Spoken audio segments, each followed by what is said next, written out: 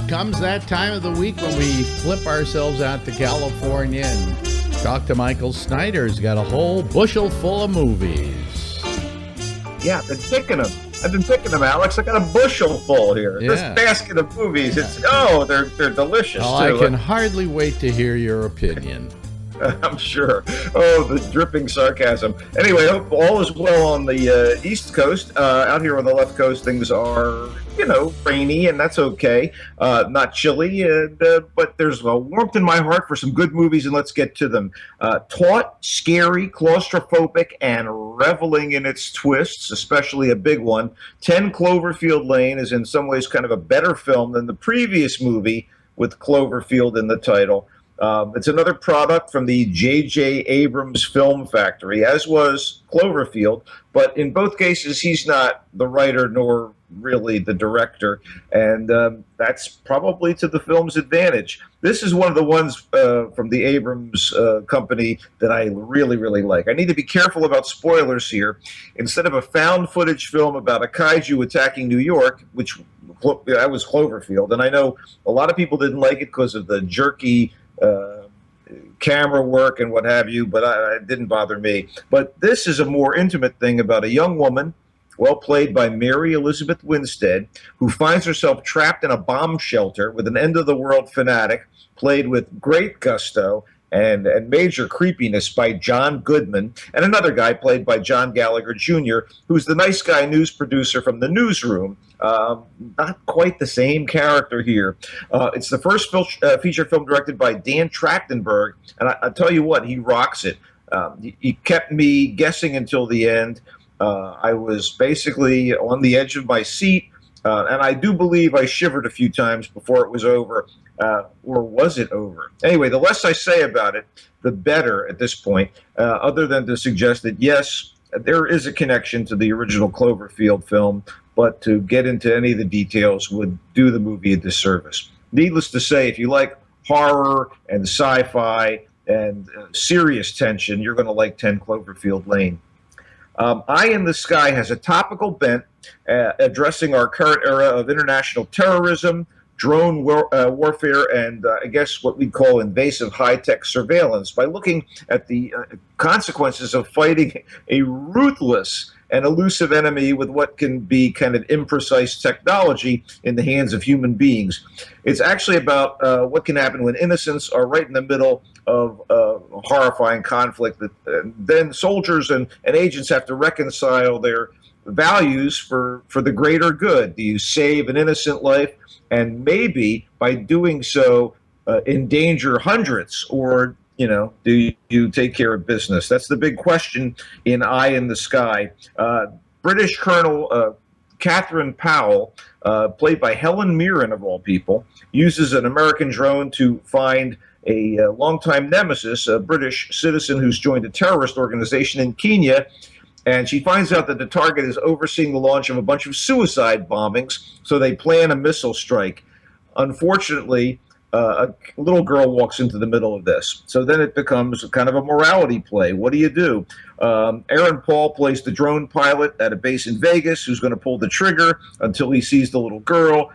The late Alan Rickman, in one of his final performances, plays a fellow military officer who's debating whether or not there's a validity in proceeding with the destruction of this terrorist cell when a kid's life is in danger. Really capable actors here. The clock ticks, the timers ticks.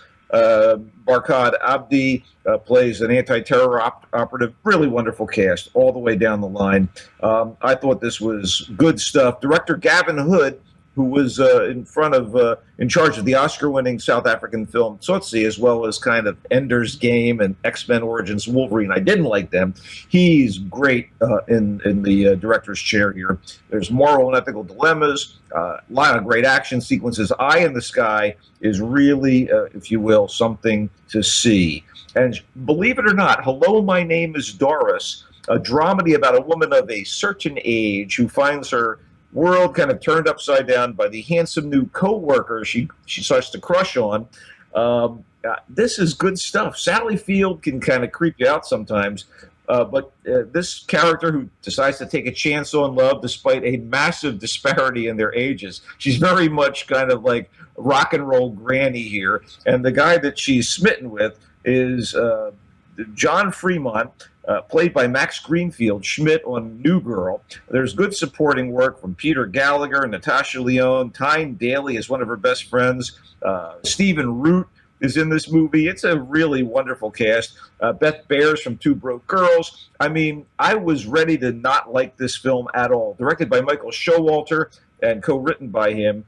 It really, the comedy of discomfort. I was uncomfortable watching this poor woman in her ministrations, and the uncomfortable nature of it could put some people off, but ultimately I was impressed, and I think it's going to run very well on video. I think people are really going to like watching it on TV, and Sally Field gives her all and isn't afraid to look clownish, and she really impressed me in this thing.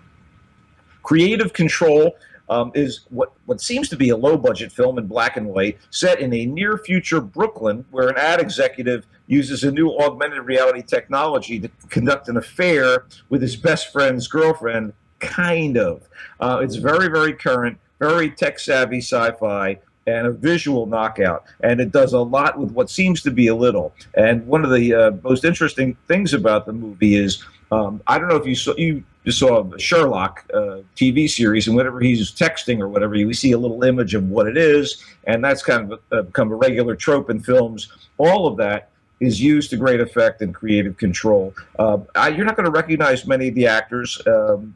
One of the surprise players in this thing is the band leader from James Corden's Late Late Show, in a supporting role, Reggie Watts, playing himself as sort of a visionary lunatic musician who's pulled into an ad campaign for this augmented reality. I thought it was a totally cool film. Creative Control, highly recommended. And despite the visual splendor in weird black and white form, I think it'll work well. It'll work well on a big high-def TV at home. That's kind of maybe even the perfect place to watch it, or maybe on your laptop. Finally, Marguerite. Catherine Frott is absolutely splendid in a tragicomic movie set in Paris during the Roaring '20s. She plays Marguerite Dumont, not Margaret Dumont, the famous character actress and comic foil for the Marx Brothers, but a wealthy woman who aspires to be a singer of classical music, but is generally woefully out of tune. Regardless, this woman throws lavish salon parties attended by the cream of society, where she performs with like great dignity and passion, and sadly enough, little true skill. And she's enabled by all of her friends and the sycophants who are laughing behind her back at these salons. Unfortunately, this gives her the confidence to try public performances, and that's a full-on uh-oh. It's a funny, heartbreaking, and award-winning film from France, based on the real life of Florence Foster Jenkins, an American who actually recorded a best-selling novelty album in the 50s, had a horrible voice, and was enabled by all of her friends and well, it wasn't considered a novelty album. I mean, it was serious, and she was serious about her singing, and it was just that she was terrible. Well, that's the novelty. Anyway, the real woman is going to be played by... I'm saying it was not released as a novelty album. No. That's the deal with Marguerite and I guess with Florence Foster Well, what bothers Jenkins. me about this film, as you describe it, is that the Florence Foster Jenkins movie is being made. Right. I was about to say she's going to be played by Meryl Streep, and but it'll have to reach some seriously high notes to be as good as Marguerite. This preceded the Meryl Streep project by at least a year or two. Came out in France last year, well received, and I'm telling you, Alex, it's a wonderful film. And, yeah, but if you're gonna do a film about Florence Foster Jenkins, why do a Romana Clef when you can do the real thing? Well, it's inspired by her. It was made by a French company. It's set in Paris, made by a French director, Javier Giannoli, who co-wrote the thing. I'm telling you, buddy, it is a fine film. And I'm sure that the movie that Meryl Streep's going to star in, will be worth checking out, if only to see the contrast between the fictionalized one and her real thing. When I was a kid, I owned the Florence Foster Jenkins album. You are kidding me. No.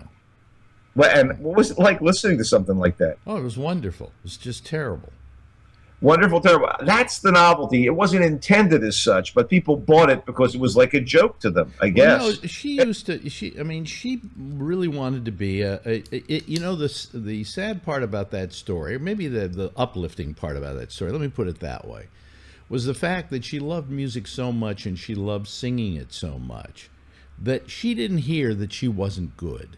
You know, and she would invite her friends. She would hold concerts at Carnegie Hall, by Carnegie Hall, and then take her friends and invite them and have them, you know, participate. Well, that passion and sweetness is on display in Marguerite. And Catherine Fraught it should be an award-winning performance. Well, we've overtalked this one, but well, they know if you actually had the album, you got to weigh in on it. Come on, that's important. Anyway, that's it. In films, I couldn't see the new Sacha Baron Cohen film, The Brothers Grimsby. I had a conflict, but I'll hope to catch up to it. Okay, well, I guess that's it, huh? Yeah. Tell them where they can. We'll table TV talk for next time, I guess. Yeah, there's no TV to talk about, except House of Cards is very good this year. Very good. Excellent. Anyway, you can check me out at Twitter via Culture Blaster, and on Facebook, the Michael Snyder's Culture Blast page, and here on GABNet. Thank you, Michael. And there's more GABNet coming up.